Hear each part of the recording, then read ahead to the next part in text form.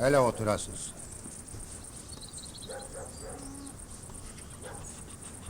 Katıroğlu bizimle alay eder. Fistan giydirmeye kalkmıştır ağanızla.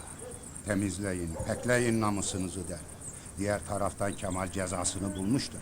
Hamo'yla beraber zinede öldü Barzan. Lakin Ansari görevini yapmıyor. Bu böyle ne kadar sürecek? Buyur Hasan.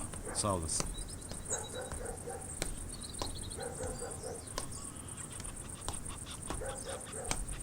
Selamun aleyküm. Ve aleykümselam. Hele gel, geç otur. Otur şöyle, hoca efendi.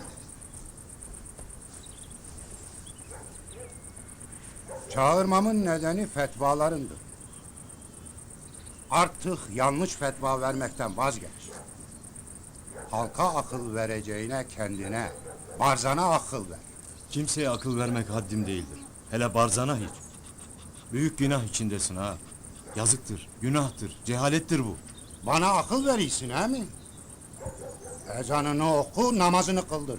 Benim görevim yalnız ezan okumak, namaz kıldırmak değildir. Bak hele. Gel yerime de otur. Bana bak hoca, Zeynep öğretmenin kafasını karıştırdığında belli. İkinizi de sürerim, haberiniz ola. Yalnız sürmekle de kalmam. Tehdit mi ediyorsun?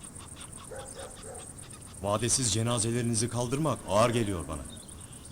Tehditlerin nafiledir. Elinden geleni ardına koymayasın.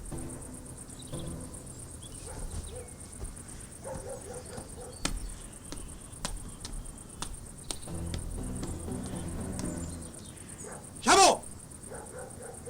Bırak geçsin. Dün böyle değildi bunlar. Senden kuvvet alıyorlar. Onu bunu bilmem Barzan. Ansari'ye söyle görevini yerine getirsin.